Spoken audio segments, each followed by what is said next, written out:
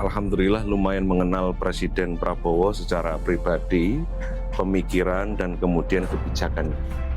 Jadi salah satu ambisi sebagai seorang patriot bangsa, Pak Prabowo ini ingin kemudian anak-anak bangsa ini bisa duduk sejajar dengan bangsa-bangsa lain. Karena ini rantai ekosistem untuk menyiapkan generasi emas ini benar-benar sudah diputuskan Presiden Prabowo dengan itu tadi. Ada sekolah unggulan, ada sekolah rakyat, ada program beasiswa yang ini untuk menuju ke sana ditopang dengan pemberian makan bergizi gratis.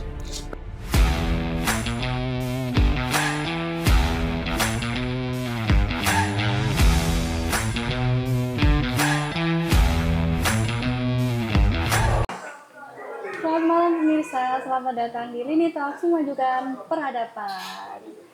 Jadi di sini kita bakalan ngobrol-ngobrol santai lagi bareng aku Mala.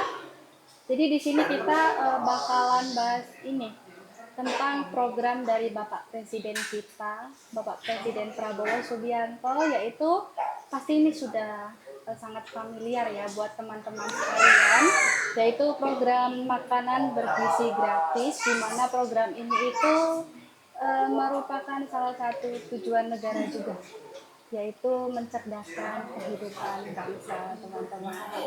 Tapi di sini aku nggak bakalan sendiri dan aku ditemani oleh narasumber kita pada malam hari ini. Kita sapa dulu, boleh kita kenalkan Bapak? Ya, Assalamualaikum, selamat malam. Saya Husni Mubarok, pimpinan Komisi B DPRD Provinsi Jawa Timur, anggota DPRD dari fraksi Partai Gerindra. Selamat malam pemirsa Lini Talks. Bagaimana kabarnya Bapak hari ini? Alhamdulillah kabar baik, Pak. Alhamdulillah. Izin ya Bapak ya, kita Monggo. bakalan sedikit ngobrol santai saja ya Bapak ya. Ya, silakan Pak. Seperti yang kita tahu teman-teman, program ini itu dirancang untuk mendukung pertumbuhan untuk anak-anak yang ada di Indonesia. Presiden Republik Indonesia sendiri, Bapak Prabowo Subianto, dari awal itu sudah menggalakkan kampanye pemberian makanan bergizi gratis ini ya Pak ya. Dalam beberapa kesempatan juga Bapak Presiden kita menegaskan bahwa program MBG ini itu diharapkan dapat menjadi penggerek dan jembatan kebangkitan ekonomi dan menjadi simbol kedaulatan gizi untuk anak di Indonesia ya Bapak ya. Tapi yang saya dengar ini ya Bapak ya, pasti programnya namanya program dan kebijakan ya Bapak ya, pasti kan ada pro kontranya begitu. Kalau menurut pandangan Bapak Dewan sendiri, bagaimana sih pandangan Bapak terhadap ambisi Presiden kita yang bisa dibilang cukup besar tentang pemberian makanan bergizi untuk anak yang ada di Indonesia ini Bapak? Iya, saya ingin berbicara latar belakang dulu karena tadi Mbak Mala nyinggung tentang ambisi. Benar, Bapak. Saya alhamdulillah lumayan mengenal Presiden Prabowo secara pribadi, pemikiran dan kemudian kebijakannya. Jadi salah satu ambisi sebagai seorang patriot bangsa, Pak Prabowo ini ingin kemudian anak-anak bangsa ini bisa duduk sejajar dengan bangsa-bangsa lain. Untuk itu kemudian dibutuhkan generasi emas, generasi yang tangguh, di mana secara fisik posturnya ideal, kemudian secara intelektual ini juga mampu, cerdas, dan kemudian tentunya secara mental. Maka untuk mewujudkan itu, salah satunya kemudian Presiden Prabowo mencetuskan sebuah program dalam pemerintahannya, yakni makan bergizi gratis. Kenapa kok kemudian makan bergizi gratis menjadi salah satu solusi penting dalam rangka kemudian untuk menjadikan generasi bangsa kita itu bisa sejajar dengan bangsa-bangsa yang lain? Karena dengan makan bergizi gratis ini kemudian Presiden Prabowo melalui pemerintahannya, di mana Badan Gizi Nasional sebagai pengampu program ini Diharapkan kemudian menyelenggarakan penyiapan makan bergizi gratis bagi penerima manfaat. Dalam hal ini kita ngomong pelajar dari mulai tingkat paling bawah, tingkat taman kanak-kanak, tingkat RA sampai kemudian tingkat SMA. Sehingga diharapkan dengan pemenuhan gizi ini kemudian bisa memutus mata rantai gizi buruk, memutus mata rantai stunting.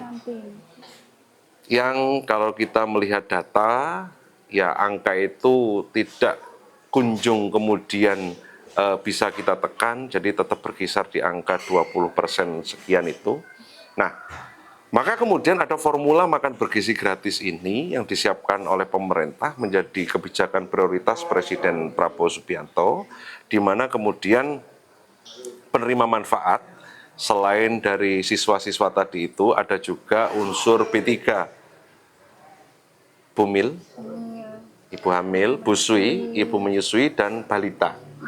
Sehingga diharapkan memang anak ini mulai dari dalam kandungan, kemudian proses dia tumbuh kembang menyusu kepada ibunya, kemudian di usia balita, sampai nanti dia kemudian masuk ke dunia pendidikan, ini benar-benar punya kapasitas intelektual, punya kecerdasan, sehingga seiring sejalan dengan program-program kurikulum unggulan yang disiapkan oleh Presiden Prabowo, siswa-siswa ini punya kemampuan intelektual untuk menyerap, menangkap, sehingga nanti lahirlah generasi-generasi yang punya kecerdasan intelektual, punya kekuatan fisik, punya kekuatan mental yang mumpuni, yang mampu bersaing secara global.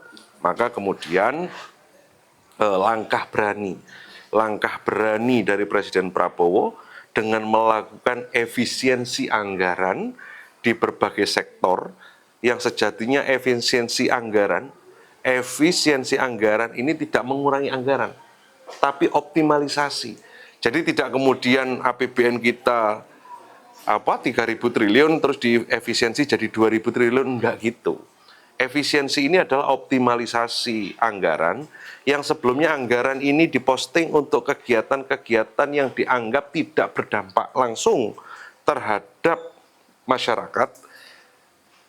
Plotting anggaran terhadap hal-hal yang seremonial ini dialihkan oleh Pak Prabowo dengan label efisiensi ini ke program-program yang langsung berdampak kepada masyarakat. Salah satunya adalah makan bergizi gratis. Jadi makan bergizi gratis ini adalah keputusan berani.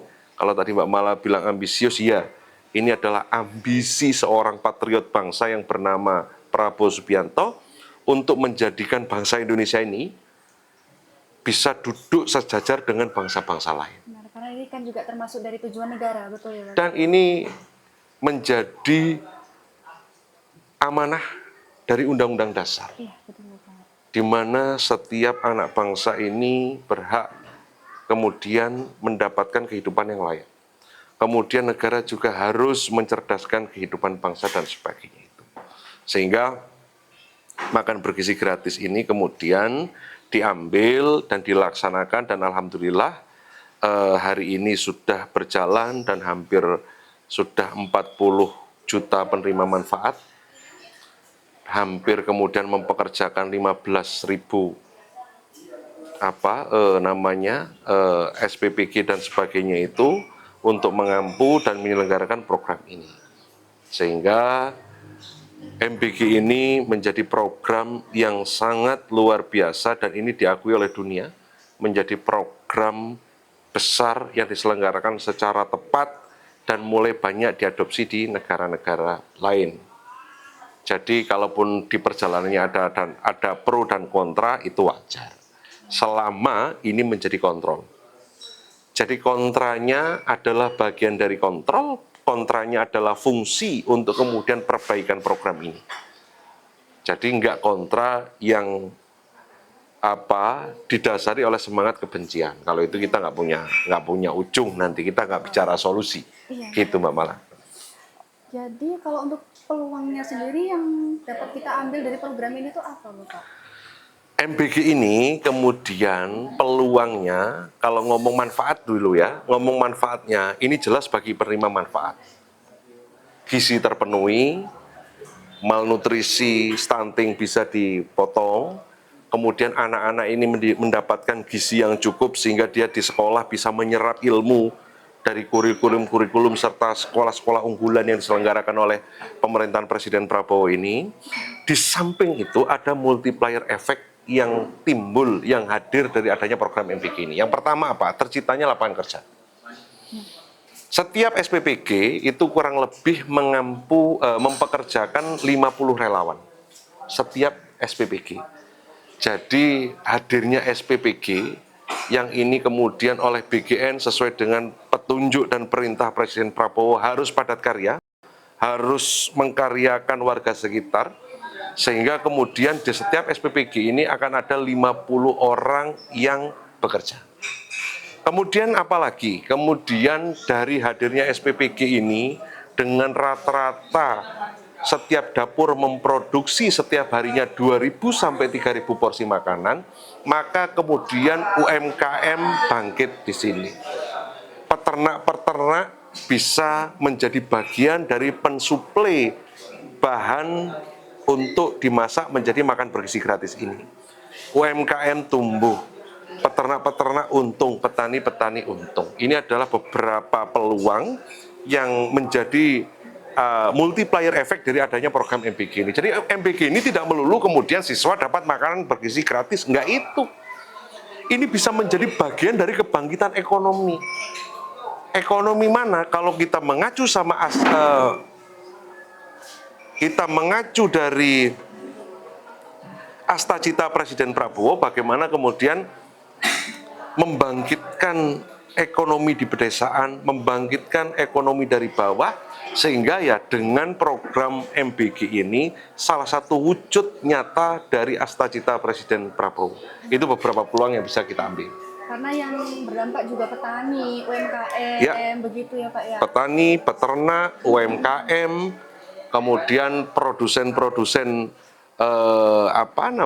yang kebutuhan bahan yang biasanya diolah untuk menu di MBG itu.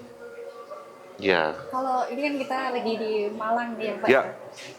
Kalau di Malang sendiri program ini tuh sudah berjalan sejauh mana Pak? Di Malang alhamdulillah sekarang sudah berjalan beberapa dapur dan sudah mengcover banyak titik penerima manfaat. Yang ini kemarin kita bersama-sama dengan pemerintah kabupaten bersama-sama kemudian meningkatkan mutu standarisasi SPPG dengan penerbitan sertifikasi LHS, di mana penerbitan sertifikasi LHS ini melibatkan pihak Dinkes Kabupaten bekerja sama dengan SPPG. Dan ini diharapkan nantinya semua dapur, semua SPPG yang beroperasi di Kabupaten Malang ini bisa segera mendapatkan sertifikat itu untuk kepastian penerima manfaat bahwa makanan yang mereka terima, makanan yang mereka dapat ini adalah makanan yang sudah terstandarisasi dari keamanan, dari proses penjamahannya, pengolahannya, pembersihannya sehingga aman, sehat, dan bergizi. Berarti Ya. bisa dibilang cukup baik ya Pak ya di Malang ini ya? Alhamdulillah di Kabupaten Malang cukup baik dan lancar. Alhamdulillah. Ya. Karena kan seperti yang beredarnya isu yang ada di Indonesia nih ya Pak ya? Iya. Banyak yang ada yang keracunan Ya. seperti itu. Ya. Kan, yang dibingungkan oleh masyarakat ini sendiri itu program ini tuh seperti belum ada kepastian hukumnya. Ya. Gitu Bapak. Ya. Sehingga kalau ada anak-anak yang keracunan seperti itu masih dibingungkan siapa yang harus bertanggung jawab. Ya. Seperti itu. Bagaimana Ya. menurut Bapak? Ya, jadi begini. Semakin ke sini BGN semakin menyempurnakan aturan-aturan juklak juknis payung hukum dalam penyelenggaraan MBG ini. Termasuk misalnya itu tadi menstandarisasi bahwa setiap dapur harus punya chef yang bersertifikat. kemudian dapur lulus sertifikasi SLHS. Di samping itu di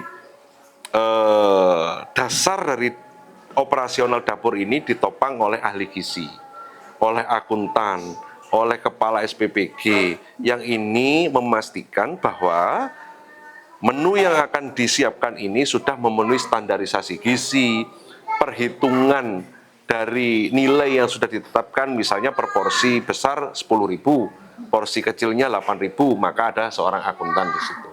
Dan kepala dapur yang ditunjuk oleh BGN yang ini memastikan bahwa setiap dapur ini berjalan sesuai dengan aturan dan tata kelola juklak-junis yang sudah diselenggarakan oleh BGN. Jadi sebenarnya tidak kemudian menimbulkan kebingungan atau apa, justru hari ini akan semakin jelas bagaimana pemerintah kemudian hadir dalam proses MBG ini. Beberapa saat yang lalu di Kabupaten Malang ada KLB misalnya, kejadian luar biasa, ya pemerintah daerah menjadi bagian dari penyelenggara pemerintah, kebijakan pemerintah pusat juga langsung hadir dan kemudian menanggung pembiayaan, memfasilitasi, kemudian membuka akses terhadap rumah sakit umum daerah bagi siswa-siswa yang keracunan misalnya. Dengan tetap melakukan investigasi agar kita ngerti ini masalahnya di mana gitu. Bahwa program ini masih ada kekurangan dan sebagainya, ini untuk kita sempurnakan, bukan untuk kita hentikan. Karena apa? Kalau Mbak Mala lihat bagaimana hari ini bersyukurnya orang tua, bagaimana hari ini senangnya siswa dengan program MBG. Bahkan BGN ini melakukan riset, melakukan survei, dengan adanya program MBG ini ternyata bisa menekan angka siswa tidak hadir sekolah. Angka siswa bolos ini bisa ditekan. Karena apa? Ternyata ini menarik gitu. Makanan-makanan ini bisa menarik, makan bergizi gratis ini menjadi salah satu daya tarik bagi siswa untuk datang ke sekolah. Ya, ini ketika pilihannya bolos, ya kan? Jadi dengan ada MBG jadi gak bolos. Kemudian ya pastinya termotivasi untuk ikut belajar sehingga pinter, dapat ilmu, jadi generasi-generasi emas yang diharapkan oleh Presiden Prabowo nanti ini ya. Gitu, karena kan yang saya dengar ini kan isu-isunya kan cukup banyak ya Pak ya, terkait program ini gitu. Terlebih isu tentang belum terciptanya undang-undang tentang MBG ini. Jadi kan kayak seperti yang saya bilang tadi kan seperti belum ada kepastian hukum, masih kayak ngambang gitu ya. Ya. Sebenarnya program ini diselenggarakan oleh BGN dengan juklak-juknisnya, pastinya ada payung hukum, perpres atau inpres yang kemudian ini menjadi dasar untuk penyelenggaraan.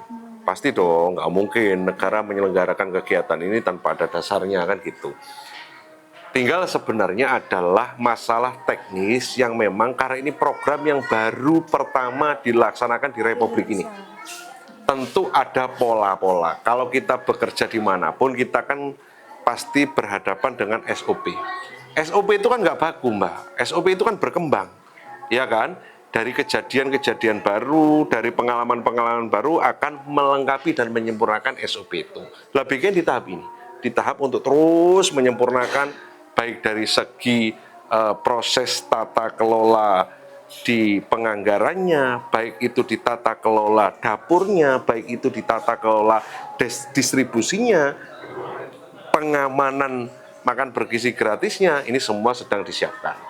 Dan ini program gotong royong, ini program yang melibatkan banyak stakeholder, semua dilibatkan. Khas gaya Pak Prabowo ini kan bareng-bareng. Pak Prabowo ini kan solid maker ya, kalau kita lihat pasca pemilu sampai sekarang ini, gaya beliau ini kan tidak mencari musuh. Beliau merangkul semua unsur, bahkan lawan politik. Kalau kita jeli, misalnya yang terakhir, Pak Mahfud MD yang sebelumnya menjadi rival beliau sebagai salah satu calon di pasangan Capres-Cawapres, karena Pak Prabowo menganggap bahwa beliau ini punya kompetensi, akhirnya dimasukkan ke tim reformasi transformasi Polri misalnya. Nah sama, di MBG ini juga melibatkan semua unsur, melibatkan semua pihak untuk menyelenggarakan ini, dari BGN dan jajaran badan serta kementerian, badan lembaga setingkat kementerian, mulai dari pemerintah provinsi, pemerintah kabupaten, kemudian melibatkan pihak ketiga dalam hal ini mitra misalnya, dan juga melibatkan para stakeholder UMKM, sekolah dan sebagainya. Ini bentuk kolaborasi agar kemudian program makan bergizi gratis ini bisa semakin disempurnakan dan semakin berdampak manfaatnya. Gitu, Mbak. Karena kan dalam program ini kan juga dibantu dengan keterlibatan dari TNI. Termasuk TNI, Polri, kemudian auditor, jadi semuanya dilibatkan agar kemudian semua aspek terkait dengan penyelenggaraan makan bergizi gratis ini bisa diawasi bersama-sama, gitu. Tapi kan apa ya Pak ya? TNI ini kan sebagai tugasnya kan sebagai keamanan negara. Ya, Gitu. Jadi tuh banyak yang berpikir TNI kan tugasnya kan mengamankan negara. betul, Harus terlibat dalam program ini. betul. Itu bagaimana menurut pendapat Bapak? Ya, perlibatan TNI, Polri, dan APH yang lain ini memang bentuk bagaimana kemudian gotong royong ini bisa terwujud. TNI misalnya, selama ini kita kan punya fungsi-fungsi teritori, misalnya Koramil dengan Babinsanya dan sebagainya, yang kemudian menguasai teritori, yang kemudian menguasai wilayah, yang kemudian ngerti tentang wilayah. Bagaimana kemudian Babinsa ini menjadi salah satu unsur penguatan agar apa? Untuk menjamin program ini berjalan dengan lancar, itu yang paling penting. Kita nggak mau nanti ada sabotase, kita tidak mau kemudian ada keterlambatan, kita kemudian tidak mau ada salah perhitungan terhadap peta, titik distribusi dan sebagainya. Dan di sini peran TNI sebagai bagian dari alat pertahanan negara, karena ini juga bagian dari program untuk menuju pertahanan dan kedaulatan kita sebagai bangsa, maka memang harus dilibatkan. Ini sudah benar gitu. Untuk memastikan ini terselenggara dengan baik gitu. Ya, khususnya kan kalau misalkan untuk anak-anak yang berada di daerah terpencil, Ya. kan TNI kan bisa membantu. Betul, salah satunya itu. Jadi ya dia ini paham teritori, itu yang paling penting. Paham teritori ini seperti tadi saya sampaikan, untuk mempercepat bagaimana distribusi, karena makanan ini kan punya usia, punya waktu, punya daya tahan, punya golden time. Nah, ini pelibatan TNI, Polri, dan APH dibutuhkan untuk memastikan ini terselenggara dengan baik. Datang tepat waktu, tidak ada sabotase, tidak terkendala apapun halangan di jalan, karena ini merupakan program nasional yang memang harus tepat sasaran dan tepat guna. Gitu. Berarti kalau udah tepat sasaran itu berarti kita bisa bilang bahwa program dari Bapak Presiden kita itu sekarang sudah sejauh cukup baik. Ya, Pak, sudah berjalan cukup baik, Ya. seperti yang Bapak bilang Ya. tadi, terutama di Malang. Ya, di Kabupaten Malang, ya kita bisa melihat sama-sama bagaimana kemudian senyum, bagaimana kemudian seneng, bagaimana kemudian komentar-komentar dari penerima manfaat, dari orang tua dan sebagainya. Bahkan hari ini kita ini banyak dikejar pertanyaan, kok di tempat saya belum dapat. Artinya ini kan hub dari orang tua agar kemudian di sekolah tempat anaknya belajar ini bisa segera menerima manfaat dari MBG. Itu yang kita kejar. Khususnya di Kabupaten Malang, itu yang kita kejar, agar semua titik-titik dapur sesuai dengan jumlah dan kapasitas penerima manfaat bisa segera terbangun, bisa segera beroperasi dengan standarisasi yang ditentukan oleh BGN.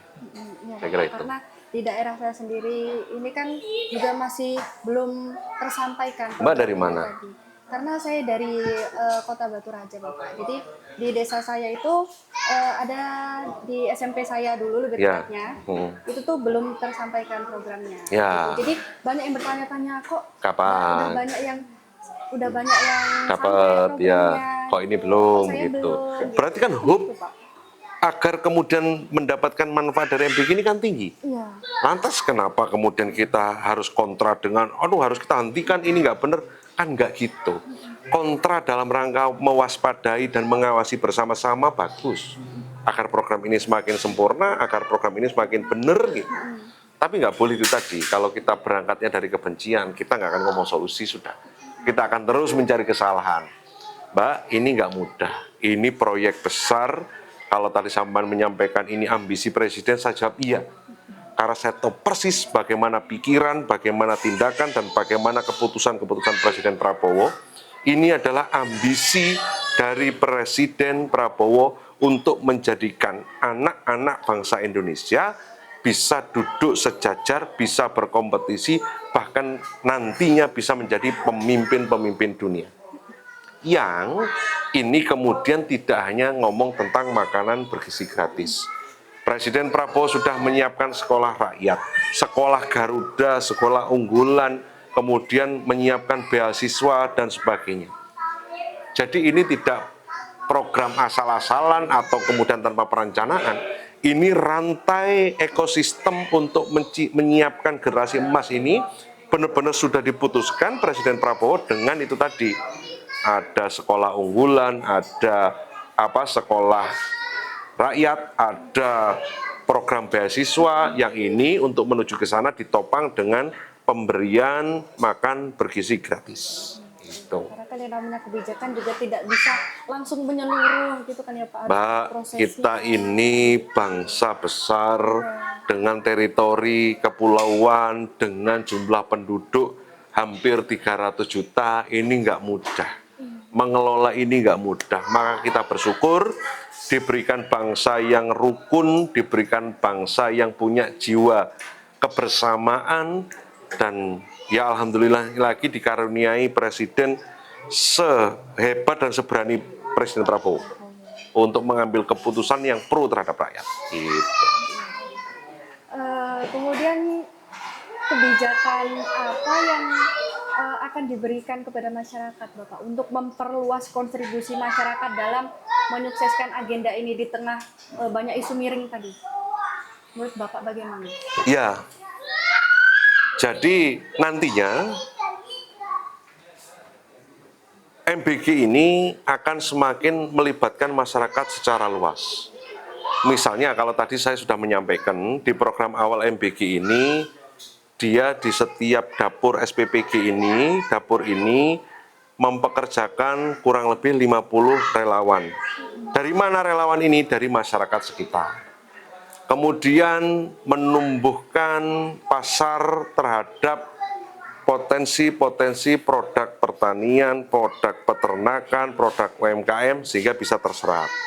Apalagi kemudian nantinya seiring sejalan dengan MBG ada KDKMP, Koperasi Desa Kelurahan Merah Putih, di mana KDKMP ini nanti akan menjadi salah satu supplier bahan baku untuk MBG. Loh, apa Pak dampaknya? Apa Pak manfaatnya? Mbak, kita ngomong koperasi, ini kan dari kita, oleh kita, dan untuk kita. Itu prinsip koperasi. Maka KDKMP ini ya masyarakat desa anggotanya. Kalau kemudian bisa menjadi supplier MBG, terserap dengan baik, yang untung siapa? Kita. Masyarakat luas ini yang akan mendapatkan keuntungan. Multiplier efek itulah kemudian yang telah membuka lapangan kerja baru. Memutus rantai stunting dan malnutrisi dengan makan dan sebagainya itu, dengan makan bergizi gratis ya. Menciptakan pasar ekonomi baru, sehingga masyarakat petani, peternak, UMKM dapat terserap dengan baik produk-produknya. Ini yang tidak bisa kemudian kita pikir secara sederhana, ini program kita hentikan. Wah, kalau ini dihentikan Mbak, ini berapa orang yang selama ini sudah bekerja kemudian harus nganggur, berapa petani peternak yang selama ini mendapatkan serapan pasar yang tinggi, demand yang tinggi dari dapur-dapur ini dengan harga yang bagus, kemudian harus berjuang lagi dengan ya kita bisa mengikutilah keluhan-keluhan sebelumnya. Sebelum ada MBG kita menyaksikan berita mandi susu, ya, karena para peternak susu ini susunya tidak terserap oleh IPS, ya, harga juga dipermainkan dan sebagainya, sekarang susu ini menjadi barang yang demand-nya sangat tinggi. Bahkan sudah di tahap langka. Makanya kalau kita lihat bersama-sama Presiden Prabowo memutuskan untuk memperluas peternakan. Kalau nggak salah ada Presiden sudah menginstruksikan untuk membuka 500.000 lahan untuk peternakan yang ini nanti diharapkan bisa menjadi bagian dari supplier kebutuhan susu untuk di MPK. Jadi tidak hanya bagi siswa B3 dan sebagainya, tapi semua masyarakat dari semua lini mendapatkan manfaat. Oke, baik. Jadi kesimpulannya ini seperti apa nih Bapak terkait program ini? Kesimpulannya begini, MBG ini adalah satu program prioritas dan berani. Dan kalau tadi Mbak Mala tadi bilang ambisius dari Presiden Prabowo sebagai seorang patriot bangsa, di mana dengan MBG ini diharapkan kemudian lahir dan tumbuh generasi-generasi emas bangsa kita yang punya fisik yang kuat, postur yang ideal, kecerdasan intelektual, kekuatan mental, dengan salah satunya itu tadi, penyiapan pemberian makan bergizi gratis. Program ini tentunya tidak bisa kemudian begitu di launching langsung selesai. Kita butuh proses. Meskipun kalau kita mau jujur, ini sudah sangat di luar ekspektasi. Kecepatan bagaimana program ini bisa berjalan, bagaimana manfaat yang hari ini sudah 40 juta lebih menerima manfaat ini. Sehingga ya ayo kita bersama-sama kita mensukseskan program ini. Baik yang pro maupun kontra, dengan harapan dengan kontra itu muncul pengawasan, muncul solusi terhadap hal-hal yang dianggap masih terkendala di proses MBG ini. Agar apa? Agar ini kemudian bisa dinikmati oleh seluruh penerima manfaat dari bangsa kita ini. Ini bukan program yang kemudian misalnya Mbak, oh ini Pak Prabowo untuk menyiapkan 2 periode Mbak, makan bergizi gratis itu tidak bisa sekarang dikasih makan terus besok dicek manfaatnya, enggak kayak gitu. Ini program jangka panjang, ini ngomong 10 tahun, 15 tahun, 20 tahun, orang baru bisa menerima manfaat dari MBG. Jadi ayo kita sukseskan bersama-sama, bahwa ada kekurangan ini kita sempurnakan bareng-bareng. Semoga MBG ini bisa segera terselenggara secara merata di Malang Raya tentunya ya, karena dapil saya Malang Raya di Kabupaten Malang, Kota Malang, dan Kota Batu, sehingga kita bisa segera merasakan manfaat dari program hebat dari Presiden Prabowo. Oke, jadi buat pemirsa yang sekarang sedang bersekolah, yang belum tersampaikan programnya di sekolah kalian, sabar ya. Sabar, Karena, pasti sampai, iya, pasti Bapak. sampai, Iya. pasti sampai. Karena kan ini kan juga butuh proses teman-teman. Ya, hanya masalah waktu aja. Mengingat bangsa kita itu tuh merupakan bangsa yang besar. Ya. Gitu. Jadi dengan sekarang sudah totalnya berapa Bapak? 40 juta. 40 juta penerima manfaat 40 ya. juta itu saja saya sendiri juga sudah wow gitu loh. Ya. Karena mengingat presiden kita yang berani Ya. buat mengambil kebijakan ini, tentunya ini kan juga demi kita, untuk kita juga teman-teman sekalian. Dan ini kan kita bisa menghitung baru berapa bulan ya. Iya. Kurang lebih baru 1 tahun. Masifnya baru 8 bulan programnya berjalan. Ya, itu. Jadi buat teman-teman sabar ya, gitu. Tapi ini saya sudah sangat berterima kasih sekali Bapak. Sama-sama, Mbak. Menemani Sama-sama. saya buat ngobrol-ngobrol santai di sini. Ya. Dan juga buat teman-teman sekali lagi jangan selalu menyudut pandangkan kontra terhadap suatu kebijakan gitu, karena Ya. itu semua kan juga dilakukan untuk kita juga sebagai masyarakat Indonesia tentunya seperti Ya. itu. Karena kita juga yang akan kena dampaknya nantinya. Baik, di sini saya mengucapkan terima kasih. Makasih Mbak Mala, makasih pemirsa Line Talks. Lini Talks, Bapak. Sorry. Lini Talks. Terima kasih. Oke. Di sini saya akhiri teman-teman sekalian. Terima kasih sudah menonton. Jangan lupa diambil hikmahnya dari podcast malam ini. Kita tutup. Wassalamualaikum warahmatullahi wabarakatuh. Assalamualaikum warahmatullahi wabarakatuh. Terima kasih.